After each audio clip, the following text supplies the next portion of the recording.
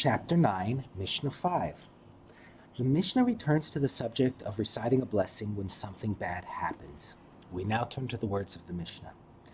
A person must recite a blessing over the bad in the same manner that he recites a blessing over the good, meaning that one should say the blessing of the true judge for a misfortune with the same joy as when making the blessing of who is good and who does good for a happy event. For it is stated in the Torah, Deuteronomy chapter 6, sentence 5, and you shall love Hashem your God with all your heart and with all your soul and with all your resources. Before showing how the verse supports its teaching, the Mishnah cites a different explanation of the verse. The phrase with all your heart means that you should love God with both your inclinations, with your good inclination and with your evil inclination. The phrase, and with all your soul, means that you should love God even if he takes your soul. The phrase, and with all your resources, means that you should love God with all your money.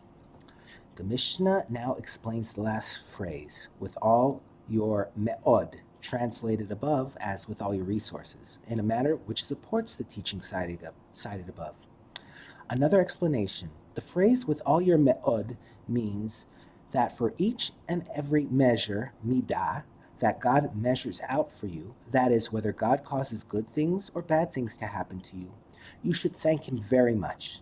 This implies that a person must thank God for the bad as much as he thanks him for the good.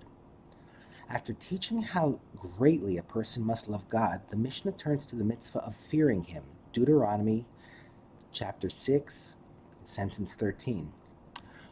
One of the ways to fulfill the mitzvah of fearing God is to show respect for his temple.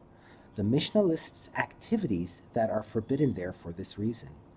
A person may not behave in a light-hearted manner when standing in Jerusalem facing the eastern gate of the Temple Mount, because that gate is directly opposite the chamber of the Holy of Holies.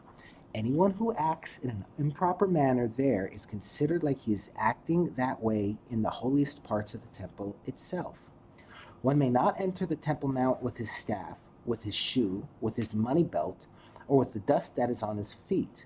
And one may not use it as a shortcut by cutting through the Temple Mount instead of walking around it. And we derive that spitting on the Temple Mount is forbidden from a Kal Vachomer, a logical argument, a fortiori, as follows.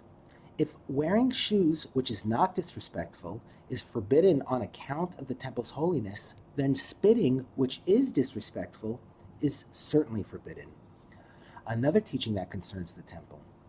Whenever the prayer leaders concluded a blessing of Shmona Esrei in the first temple, they would say the words, from the world, in the end of the blessing. For example, they would end the fourth blessing as follows. Blessed is Hashem, God of Israel, from the world, gracious giver of wisdom. But once the heretics corrupted the faith, saying, there is only one world, the sages established in the second temple that they should say, from the world until the world, to emphasize the existence of another world, the world to come. Another enactment by the sages that concerns respect for God. They also established that a man may greet his friend using the name of God, even though it would seem disrespectful to use God's name to honor a fellow human being. For it is stated in Ruth chapter 2, sentence 4, and behold, Boaz came from Bethlehem, and he said to the harvesters, Hashem is with you. And they said to him, may Hashem bless you. Since Boaz used the name of God when he greeted his workers, we see that this is permitted. It could be argued, though, that Boaz acted improperly, and in fact, the name of God should not be used in this context. The Mishnah therefore cites a different proof. It also states in Judges chapter 6, sentence 12, the angel of Hashem appeared to Gideon and said to him, Hashem is with you, mighty man of valor.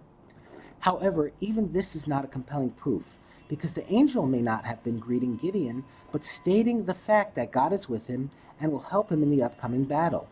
The Mishnah therefore returns to its first proof and shows that it is valid. It also states, do not shame her, although your mother be old, in Proverbs chapter 23, sentence 22. The verse can be interpreted to mean, do not shame the elders of your nation, meaning that we should not shame Boaz, who who was one of the elders of Israel, by suggesting that he acted improperly when he used the name of God in a greeting, because he would not have done so unless he had a scriptural source for his behavior. The Mishnah now quotes the verse from which Boaz himself derived that the name of God may be used to greet another person. It also states in Psalms chapter 119, sentence 126, "It is a time to act for Hashem. They have nullified your law." Rabbi Nassan says this verse means that the sages may nullify your law when it is time to act for Hashem. That is to say, the sages may instruct us to do things that appear to go against the Torah in order to fulfill God's will. In our Mishnah's case, since God wants his people to greet each other and live in harmony, the sages permitted his name to be used for that purpose.